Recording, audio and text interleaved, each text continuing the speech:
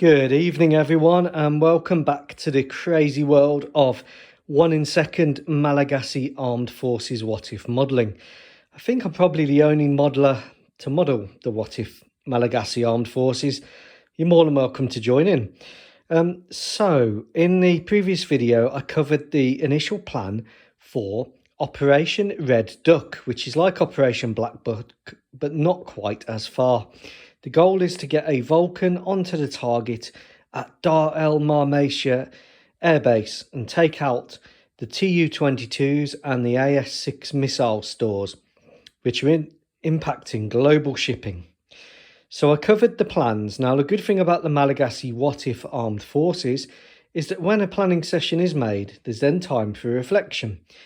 The plans go to the individual units and they're allowed to give some feedback. Now, obviously, it's not a democracy, but one of the pieces of feedback that was identified by Fighter Command was that they felt that this orange attack strand was too weak and that actually it needed more of a diversionary impact, because otherwise the Marmatian Su-35s wouldn't be drawn away and they would remain a threat to the incoming Vulcans and Hustlers.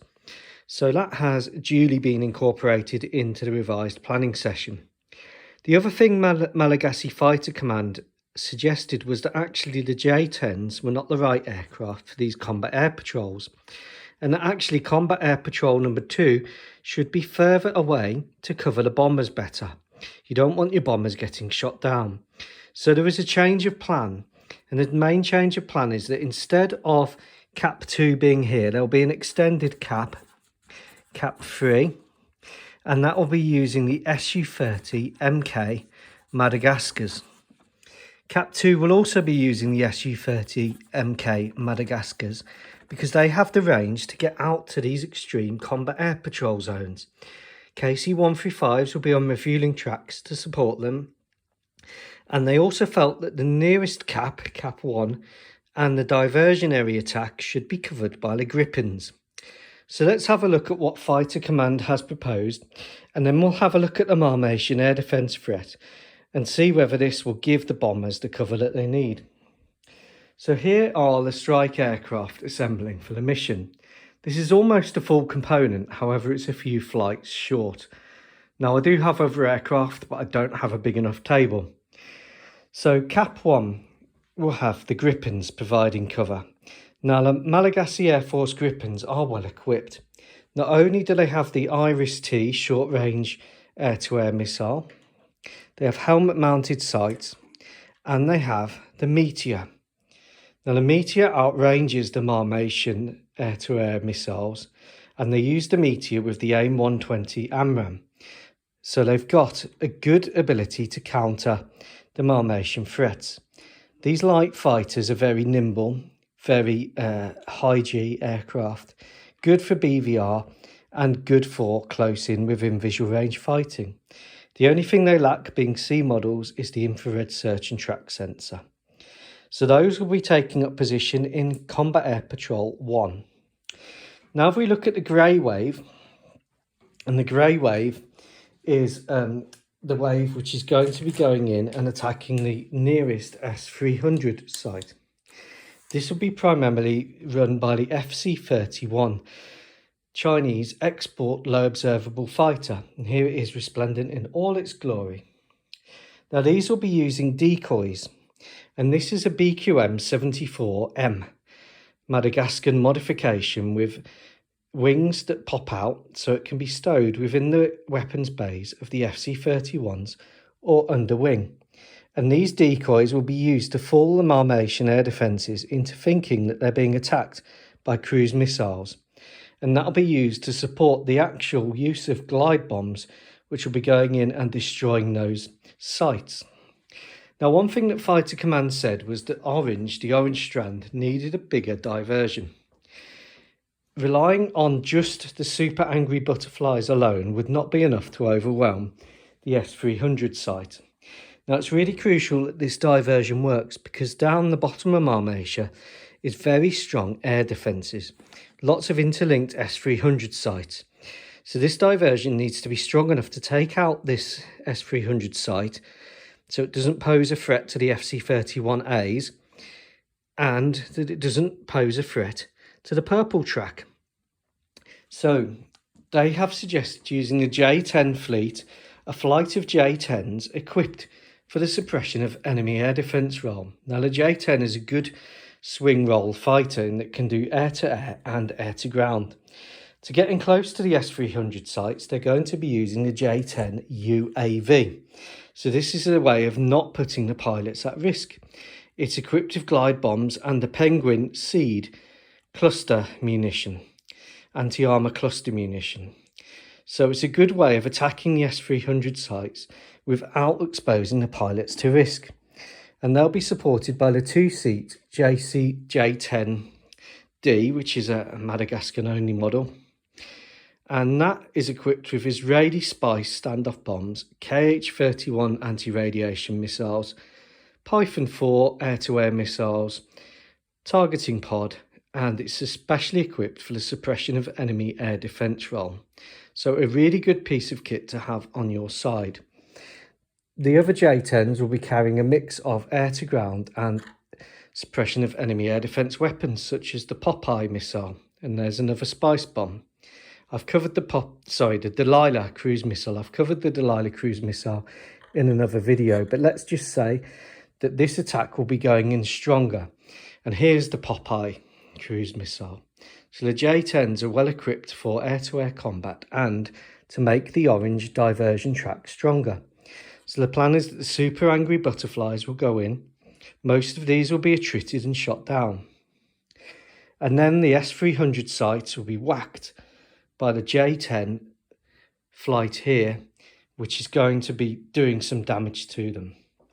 Now, to increase the effectiveness of this component of the mission and to detract and lure away the Marmation air defence interceptors, their Su-35s and MiG-29s, the Naughty Gnat will be flying essentially a one-way suicide mission. These will give the radar signature of a large wave coming in, and they'll be used to get within 40 kilometres to use the small diameter bombs again to attrit the S-300 site. These will not be returning because they're on a one-way ticket. 4 of these will be used on a one-way ticket as effectively radar decoys and decoys to attrit the S-300 site. If they can get close enough to within 40 kilometres, which you stand a good chance with everything else that's going in, including the super angry butterflies, then they'll be used to attrit the air defences. 4 of them being sacrificed for the raid. Now, finding out just where the S-300s are operating will be low observable drones like the EADS or EADS Barracuda. Now, this won't be able to go all the way. It only has a range of 200 miles. So it's not going to be able to get to Marmatia, but it will be able to pick up the radar returns across the Oilem Strait, which in reality is the Mozambique Strait. And that will be used with the G550s to help plot when the Marmatian air defences are active. The grey wave remains unchanged. The orange has been bulked up with more of the diversion. And Combat Air Patrol 2 will be using the Su-30 MK Madagascar, the export model made especially for Madagascar. Now, these are most likely to be deployed protecting the bomber fleet as the bomber fleet goes in. And to do that, they're going to be armed in an air-to-air configuration. So here we have on the very end of the wing a PL-10 Chinese short-range air-to-air missile, equivalent to the Iris-T. PL-21 long-range missile, extremely long-range ramjet missile, like a big meteor. PL-12, equivalent of an AIM-120C. And they are fully equipped for giving good combat air coverage. 2-man crew using a good ACER radar. And these, of course, are built by Indian Aerospace for the Malagasy Air Force. Otherwise, they wouldn't get them due to sanctions.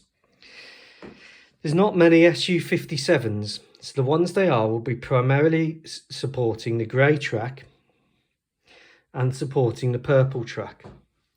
This one I've already covered because this is in the suppression of enemy air defence role, but they still have a useful capability to carry the PL-21, and they will be operating out in front of the Su-30 Mk MADs, and they will be using their passive sensors to detect Marmation Su-35s. Now, if we look at the missiles that they're equipped with, the main one that they're equipped with is the PL-15, same as the FC-31. And this is a very long-range missile. Have a look at its specs on the internet. It's similar to the Meteor in performance. They've got a range of other missiles, such as the PL-10.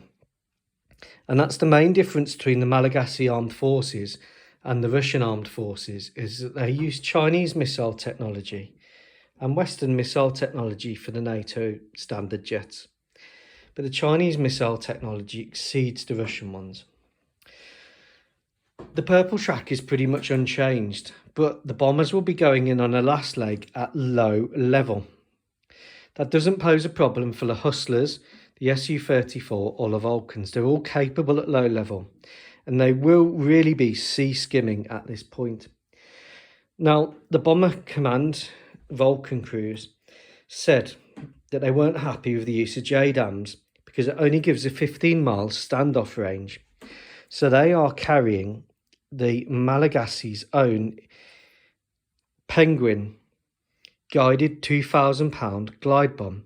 So this is a combination of a glide bomb with glide wings that pop out and a Penguin missile.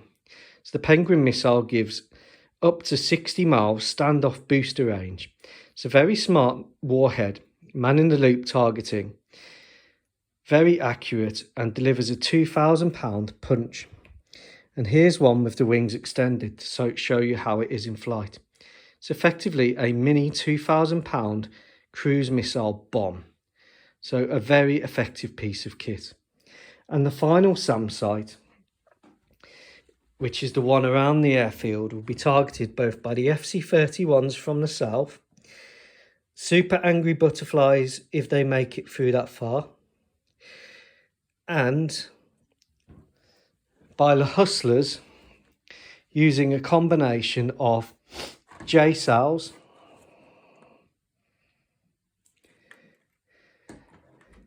and the Su-34s using the Delilah cruise missile and 1,000-pound Penguin standoff guided powered glide bombs.